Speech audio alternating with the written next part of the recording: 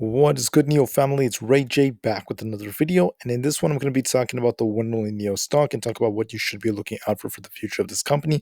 I'm also going to talk about what on earth the CEO just confirmed for Neo as they are developing their own phones and why this is very bullish news for the future of this company. I'm also going to talk about what they put on their Twitter page that makes me even more bullish as we are seeing some very, very good things coming out with the ET7 test drives. Now, before I break any of this down, I do have to mention a couple of things first before I do technical analysis and give you guys my price prediction. The first thing is I'm not a financial planner, so please don't take this as financial advice. And also, if you guys can, please smash the like button if you want to see more videos like this. And not only benefits me, but it's the entire Neo community as a whole. And the last things, if you guys can, please check out the Moomoo link down below and in the description. If you do sign up for Moomoo and deposit $100, you're not only going to qualify for up to 5 free stocks, each worth up to $3,500, but you're also going to get a free Neo share. So if you want a free Neo share, this is your last day to get this chance. This is the last day, guys, and then there will be no more free Neo shares available. So please check out the offer down below to get your chance. All you have to do is sign up and deposit $100 to get your 5 free stocks and that free Neo share. With that out of the way, let's get on with the video. So looking at Neo, we were down 5.05% for the day. And even though we are a little bit in the red, I am still pretty excited for the long term future. Now, short term things are not looking too great as of right now. If you actually break down like the last day or so, we were actually trading above this line. And I did talk about the fact that we could retrace a little bit, but I did think that we would actually close closer to 22. That was my prediction yesterday. We ended up going to 21.05, a little bit lower than I thought, down 5.05%. Now, it's not just Neo. We can't just throw hands at Neo. The whole market is red right now, whether you're looking at Tesla or the SPY or the NASDAQ. The SPY and the NASDAQ both happen to be down 1.54%. And we're seeing Bed Bath and Beyond and Mullen and Apple. I mean, red is just all over the place. The market's taking a big pullback, and that is bringing Neo down as well. Now, I found that to be a little bit surprising because we had a very bullish piece of news that came out, and it didn't seem to affect the share price as much as it typically should have. And I do want to talk about that in a little bit of detail. So, before I give you guys my price prediction, check this out right here. The CEO, William Lee Ben, has confirmed that Neo is developing its own phones. They're basically talking about the fact that Apple could be a potential rival, which is technically true, but I don't think we're at that level yet. But anyways, this is going to be very, very awesome. Now, they're only in the research phase right now, but he has confirmed that Neo is exploring the production of its own phones, and that in turn is going to be fantastic. They're going to be improving humanity with technology that's going to provide one holistic system for consumers' daily lives. Now, that's going to be, they have the same goal as Apple in a sense. And that to me is going to be very fantastic for their numbers. It's going to improve their revenue, their technologies. And to me, it's very awesome. Now, don't forget they have developers actually in Silicon Valley. So who knows? Maybe something may be happening. It hasn't been confirmed yet. I'm just making that connection because right now it's just the very beginning. And to me, it's a very bullish piece of news for the long term. I mean, this is going to be very cool. I can't wait to see how this really goes. And I think by 2025, like I said, Apple is going to be the Apple model is what they're talking about. It's going to be released, and we're going to see 60% or more of Neo's users use Apple phones. So, of course, Apple is going to be very, very massive, is what it's estimating. But that doesn't mean Neo is going to get a piece of the pie, at least somewhat of a share. So that to me is going to be very bullish for the long term. For the short term, I'm not sure if that's going to affect us too much in terms of share price because they haven't started production yet. It's just in the research phase, right? So what do I see going into tomorrow? Well, we started off above this line right here, right? This is where we had previous resistance. It was acting as support for parts of yesterday, but we ended up dipping below it, and now we're in this range I was talking about. So I drew support at 2071. We got the bounce at 2076. I was off by like 5 cents. So we had a very good range of support that ended up holding us up.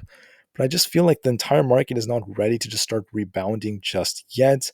I mean, if you look at the SPY, we're seeing the SPYs still in the red. It took up quite a bit of a hit. Still is looking kind of bearish right now because if I look at this from the grand scheme of things, we saw this thing just running and running and running for so many weeks.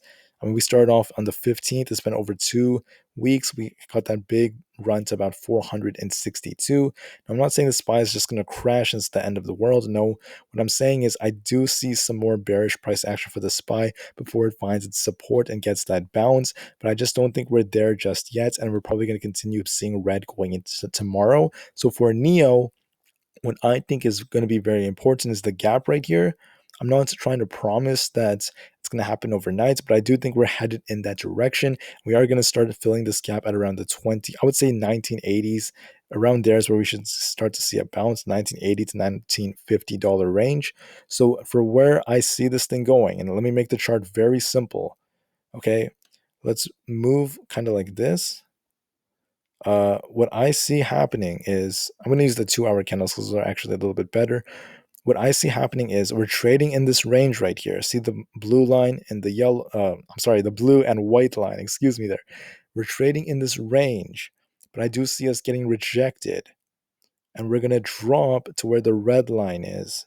Okay, that's maybe we're going to drop sometime next week, maybe not tomorrow, but going into tomorrow, I do think we're going to start to see that direction play out. So next week, I want us to start. All right, I think it's very probable we're going to fill this gap before we get a bounce. But for tomorrow, what I predict is going to happen is we're going to see a very similar day, some sideways action. We're going to have support at 2074, but I don't think that's going to hold us. I think we're going to dip below it to the $20-50 range. And I do see us closing a little bit more in the red. Now, I'm still very bullish for NEO. I still believe in the long-term future of this company. And even though I do see some bearish price action and I do predict us to be a little bit in the red, maybe down 50 cents from where we are closing right now, I want to talk about this right here. Thanks to Clean Technica for including NEO in Roundup, including their recent NEO ET7 test drives. So once again, the NEO ET7 is having the test driving phase, and they do have some electric bus orders in Poland and Italy, right? We're talking about some big orders for the EV sector. And the reason I'm talking about that is because the EV sector is actually huge in Europe. It's getting bigger and bigger. So what's happening is the NEO ET7 is getting developed and they're entering these markets where the EV sector is growing. So to me, the ET7, which is improving day in and day out when it comes to test drives, they already started their deliveries. It's going to be very, very bullish for the share price. And I also think things are looking very, very good. Now, to end the video, I want to talk about some indicators just real quick. And I'm going to talk about what else you should be expecting. So RSI is dropping. We are starting to see the curl right over here, which is an indicator that we are starting to slow down. We're losing some momentum. And yeah, we're probably going to get a drop. You could see the MACD flipping with the 9-day moving average at the very end. That's just a bearish indicator. And I do see us just descending a little bit. I do see us closing at around, I would say 2050. That's where I thought we would close at. I do see us just descending. Uh, at the end of the day, it's not anything too bad. Red days are just normal, especially after all the green we saw over the last few weeks. Remember, Neil was like really low. We were in the teens just a few weeks ago. We're in the 20s right now. We're just barely holding 20. I do think we're going to hold up above 20 for the week. And I do think that next week we'll fill the gap before we continue running. Now, anyways, bearish for the short term does not mean I don't believe in the company. I'm still very bullish, and I do see this thing making some very bullish price action. Anyways, thank you for listening. I don't necessarily want you to lose faith in the company. They're getting better fundamentally, and I do see the share price improving. Anyways, thank you. Have a great rest of the day, and I will see you guys in the next one. Neo to the moon, and peace out.